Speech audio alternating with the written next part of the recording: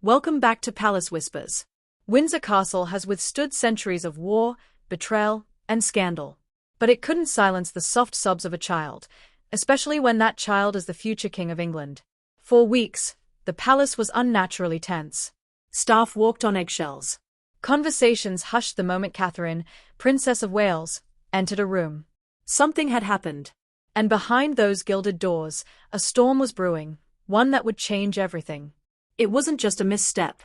It wasn't just palace gossip. It was a quiet cruelty. A single moment that exposed the rot still festering in the heart of the monarchy. Queen Camilla, consort by title, but to many, still a symbol of division, allegedly said something so cutting to young Prince George during a private royal luncheon that it reduced the boy to tears. Most of the world sees George as a smiling, well-mannered child waving at events. But inside the palace, he's simply a young boy trying to make sense of the unimaginable, that one day, he will wear the crown. At that luncheon, surrounded by clinking glasses and forced smiles, George asked an innocent question about his future. A question no child should be punished for asking. Camilla, wine glass in hand, leaned down and whispered something that no child should ever hear. Crowns aren't guaranteed, she allegedly told him. Some fall before they are ever worn. Whether it was bitterness, jealousy, or something deeper, no one knows. But the effect was immediate. George's joy vanished. His eyes welled up. And moments later, he ran to his mother in tears, confused, heartbroken, and shaken to his core. And that's when Catherine changed. The calm, composed Princess of Wales became something else entirely. A lioness. Protective. Fierce. Unapologetically maternal. She had endured the whispers. The insults. The icy tension with Camilla. But this was war.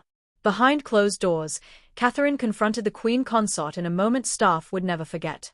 Camilla tried to downplay it, claiming George misunderstood. But Catherine, voice low and razor-sharp, warned her, "If you ever speak to my son like that again, I won't stay silent."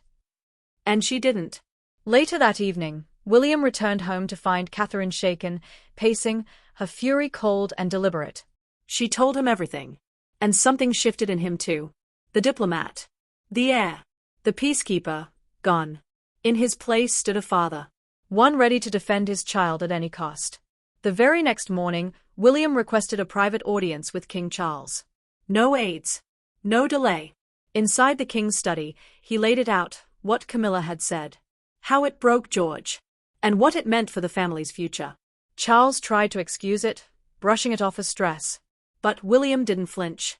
"My duty is to my son," he said. "Not to protect someone who would tear him down." It was the first time William drew a line in the sand. Not just for Catherine. Not just for George. But for Diana's legacy, and the kind of monarchy he believes must rise from its ashes. And outside the palace? The world noticed. Soon, whispers of what happened leaked. A senior royal had left Prince George in tears. The internet lit up. The public connected the dots. Camilla's image, so carefully rebuilt over the years, began to crumble. The warmth she once commanded faded. Her jokes now met with silence. Her presence, a reminder of old wounds the royal family never healed. Meanwhile, Catherine said nothing publicly. She didn't need to. Every photo of her holding George close. Every glimpse of her smile at royal events. Every moment of maternal grace spoke louder than words. She had become something more than a princess. She had become the protector of the next king. In that quiet showdown behind palace walls, the balance of power shifted. Camilla may still wear the title of Queen Consort, but it's Catherine who now holds the crown in people's hearts. And for the first time in a long time, the royal future looked different. Not colder.